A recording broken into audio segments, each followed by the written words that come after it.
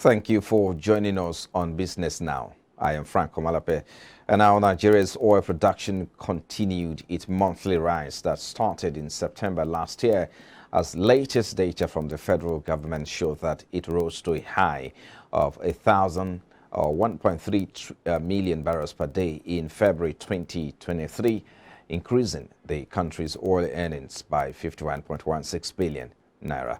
An analysis of the government's oil production report, excluding condensate, indicated that the nation's oil output rose from 1.25 million barrels per day in January 2023 to the 1.30 million barrels per day daily recorded in February.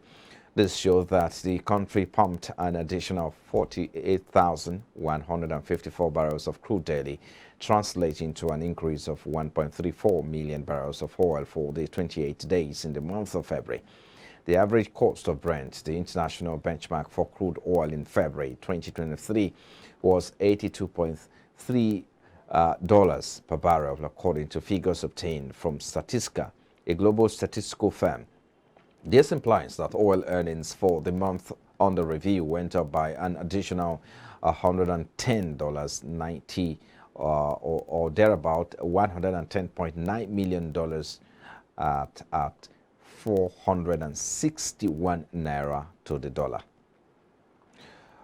Away from there now, the Central Bank of Nigeria says residents of rural and unbanked areas can no longer swap old notes for new ones through its cash swap program. The bank's acting spokesperson Isa Abdul Momoni, who disclosed this, said the program has fulfilled its mandate as it has a lifespan and is not meant to be in perpetuity.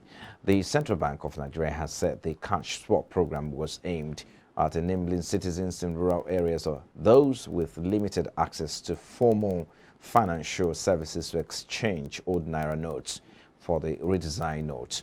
To promote financial inclusion, the bank excluded mobile money point of sales agent in Abuja and Lagos, maintaining that the service was available for anybody without a bank account. The Association of Mobile Money and Bank Agents in Nigeria had described the program as ineffective, insisting that participation by stakeholders was minimal. In an assessment, the association's national publicity officer Oluwasegun Elegbade noted that if the program had really been effective, the number of crises that erupted across the country would not have been witnessed. And now Nigeria's economy is grinding to a halt and has lost about 20 trillion naira following the over 70% mop-up of cash by the federal government through the Central Bank of Nigeria. A new report by an economic think tank, Center for Promotion of Private Enterprise, said on Sunday, it said a protracted acute cash scarcity had not only crippled economic activities across the country, but was now a major risk to the livelihoods of most Nigerians. Reacting to the currency redesign policy, the director of CPPE, Musa Moda Yusuf, stated that millions of citizens have slipped into penury and destitutions as a result of the disruptions and tribulations perpetrated by the policy, especially the mopping up of over 70% of cash in the economy. Calling for an urgent intervention by President Muhammadu Buhari, he stressed that Nigerians have not been this traumatized in recent history. Yusuf noted that the economy is gradually grinding to a halt because of the collapse of payment system across all platforms. He said digital platforms are performing suboptimally because of congestion. Physical cash is unavailable because the Central Bank of Nigeria has sucked away over 70% of cash in the economy, and the expected relief from the Supreme Court judgment has not materialized. The CPP boss noted that, curiously, there was an apparent reluctance or unwillingness by the federal government and the CBN to comply with the Supreme Court judgment, describing this as very disturbing and inexplicable.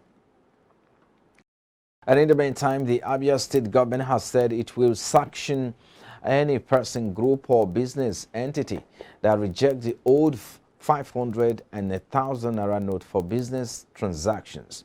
The threat was contained in a statement issued by the Secretary to the State Government, criticism and made available to newsmen in Umuaha on Saturday.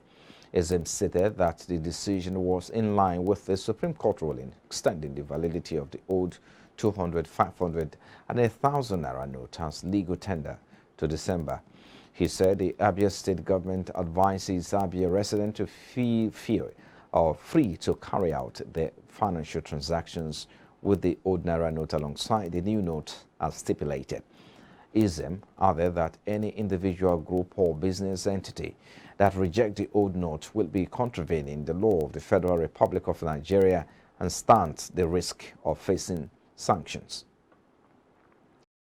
Ekiti State Governor Biodun Oyebanji has appealed to residents to continue to accept the old and new naira note as means of transactions in line with the Supreme Court judgment which extended the validity of the old note till December 2023. The governor appealed to all businesses operating in Ekiti State to remain law-abiding and accept the old naira notes. He also urged banks to make the naira notes available in all their branches and pay points, and to all traders, business owners, service providers, Okada riders, drivers, filling stations, gas plants, supermarkets, schools, hospital, and POS operators to start accepting the old note forthwith. He said to do otherwise will amount to defying the ruling of the highest court in the country and thwarting government efforts at reducing the hardship of the people.